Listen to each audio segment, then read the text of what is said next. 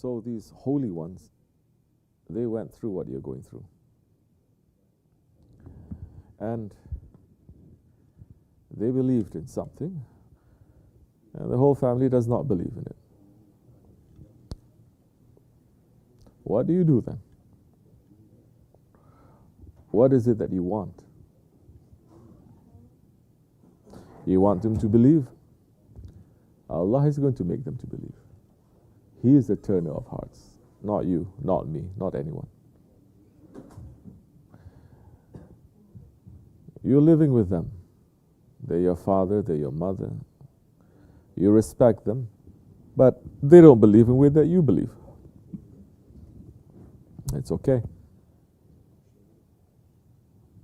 Lakum dinukum waliyatin. To you your religion, to me mine. This is what Allah is saying in the Quran.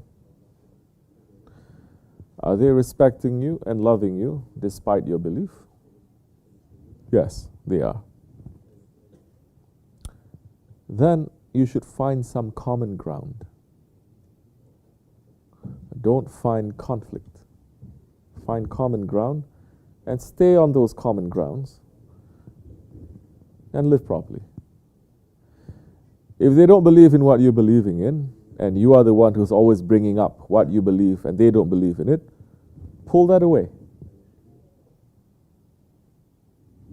Find common ground and live, because they are part of your family. You have more things that are common than things that are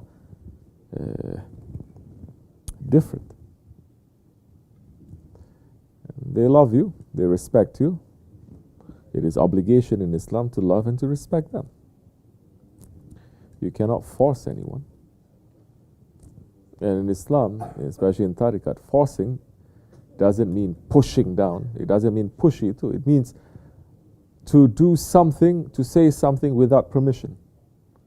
That is already bad adab. Meaning you have to ask permission. To enter into a house, you have to ask permission. You cannot just enter. To enter into a room that belongs to someone else, Islam is saying it is forbidden for you to enter until you ask permission. So there are certain subjects that they don't want to talk about, they don't believe in. Don't be busy with those subjects. But I want to talk about my religion. You know what? Your religion is not just what you can talk. Your religion is what you believe and what you live, how you live your religion. You can talk and talk and talk and they don't believe. But you can carry out one advice, one sunnah of the Prophet without saying it is coming from Islam. Everyone will accept because it's only good that comes from it. For example, what? What are we saying after every zikr, every sohbet? Say something that is only going to benefit you and others, or else keep silent. Now, which person in his right mind is going to say, I don't believe in this? This is wrong. This is coming from the devil. This is evil. Which person? That person must be shaitan to say this is wrong. The Prophet is saying, alayhi salatu wasalam, either say something that gives benefit to you and to others, or else keep silent. And especially in these days, where nothing is silent anymore, and everything you want to publicize and proclaim through the whole world, and it gets everyone into trouble. To be silent, it is a lost treasure in these days. So, what if they don't support what you believe in? Well, you live in their house. It is their house you're living in. Islam has so many laws. The law is to protect you. You live in their house. You don't have too much right, because you live in their house. They have the right to say, do this and don't do this. Speak like this or don't, because you're living under their roof, no? They're putting food on the table. It is your house. That time somebody comes to visit, you have the right to say, these are the things that we don't talk about. These are the things that we talk about. You have that right, because it belongs to you now. But you don't have too much right if you're living under someone else's roof and they're the ones who's putting food on your table. Now, if it is you are visiting them or they're visiting you. And they start to say very bad things about the religion or Islam. Put it in one ear, put it out through the other. First, you got to do that. Be patient. Learn how to control your anger. Then, later on, akılsız. Every time, confusion, always entering, every single time. Because the shaitan is whispering, immediately following. You're not thinking, not using the intelligence. Shaitan and the nafs prod you to do something, and immediately you're doing it. We are screaming at you, don't do it. Years, you don't listen. Something very wrong there. The veil has been put. Remove that or we're going to rip it.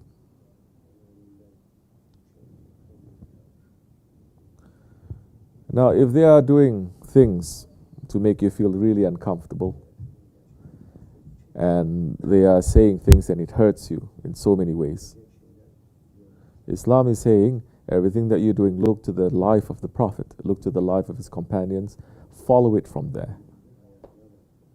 Seek help from that. The Prophet ﷺ, how many years he was in Mecca? 13 years he was in Mecca.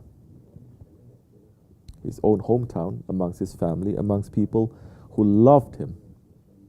That before he started speaking about Islam, they call him Al-Amin, the trustworthy ones. He was called to arbitrate between warring clans and tribes. They say he's the most trustworthy one, we love him. 40 years. Not when he's only 17, 40 years. Then, when the revelation was given to him, and he says, La ilaha illallah, forget all your divisions, we are one Lord, worshipping to one Lord, we are one ummat, we are one brotherhood, destroy all your distinctions, and destroy all your idols that you've also built in your heart. They turn against him. For 13 years. What is it that they did to him? What they didn't do to him? Slandering, torturing. Every kind of humiliation they did to him and to his followers. How many were his followers and who were his followers at that time, 13 years in Mecca? His followers were the majority of the rich and the powerful and the Quraysh tribe. And no, most of them, they were orphans and widows. They were the people who were poor, who had no power, who had no voice. And what was he speaking for? He was speaking about how turn away from this world. Come back to yourself. Don't be tyrants. Take care of each other. Believe that Allah is watching. He's judging you. And you have to answer for everything that we have done in this world in the hereafter. There is a hereafter. They turn against him. 13 years. They beat, they tortured, they killed, they starved, they did everything. For 13 years, not 1 year, 13 years. Did he get up with a sword in his hand and declared war against them? No, he didn't. 13 years. After 13 years, Allah gave him the order, now, because so much resistance coming to you. Did Allah say now fight? No. Allah says now emigrate. Leave. They are being tyrants, they're being cruel. They're not accepting, leave. So he left. They left. They went to Medina. Then when those animals decided they want to finish him once and for all, and they gathered 1,000 people in the troops with the best technology and equipment that they had at that time to battle against a group that were orphans, poor people with nothing in their hands. And when they met in the plains of Badr to go to war, The Sahabis, there were only 313. While the Quraysh, there were over 1,000 people. They only had 2 horses. And those ones, they had hundreds of horses. Some of them were going to battle just with sticks and stones in their hands. They were not fighters, they were not warriors. And when they came to attack Medina, still Prophet ﷺ did not say, now we stand up and we fight. He kept quiet because the order did not come yet. They said, Ya Rasulullah, they're going to come us. They come to us, they're going to finish us. And he says, no. We are not going to do anything. They say, we will die. He says, then we will die as martyrs. He says, the order has not been given to me. We are not going to go. Knowing full well they can come and they can destroy everything. He was testing their faith. Allah is testing everyone's faith and everyone's submission and everyone's love to the Holy Prophet ﷺ. They said, we left everything, our children, our parents, to come here to find some peace, to practice our religion. Now they're coming to attack us, and still you're not giving us the right to defend ourselves. He says, no. If Allah did not give us the order, we will not move. Until Allah gave the order. And when that ayat came, throw the sword, throw the spear. It is you who's throwing, but it is Allah who is striking. So that time, then they had the permission to defend themselves. So that happened. You're being attacked in your house. Leave. They're not going to follow you, don't worry, to destroy you. Leave. Don't fight with them. Pray for them. Because the religion of Islam, it is not talking, it is a lifestyle. The way that you carry yourself, the way that you walk, the way that you talk, these are called the sunnats of the Rasulullah. His examples. You put it in your life, and every sunnat is beautiful, and every sunnat is accepted. Has to be accepted by regular, intelligent people. That when they see and they like, even if they don't understand, they see and they like and they accept, safety will come to them. So, if they're not attacking you, be with them. Learn to get along. If they're still attacking you, leave. Move away, be free, but don't cut off ties with them. Because who knows, one day they're going to turn around. After everything that you've done to bring common ground, and if it's still very hostile to you, then leave. But so many people too come into Islam, especially if they come into Islam through the hands of the Wahhabis. Oh, it's finished. Like Shaykh Effendi is saying, from the frying pan into the fire. Before they were not Muslims, suddenly they found Islam. They get filled up with such arrogance and self-righteousness. Then they go home and they start preaching to their parents who are non-Muslim, their families who are non-Muslim, saying, you're going to go to hell, you're going to do this. Bruh, you didn't remember where you came from? Who is speaking like that? Which prophet? Which saint is speaking like that? So, that is even worse now. And that is forbidden in our way. So, that's all right. Maybe you being with them and praying for them is going to bring more blessings to them. May it be easy, inshallah. These are the days where it is not so easy to carry faith. Yes, it's not just for people who enter into Islam. It's people who accept tariqat too.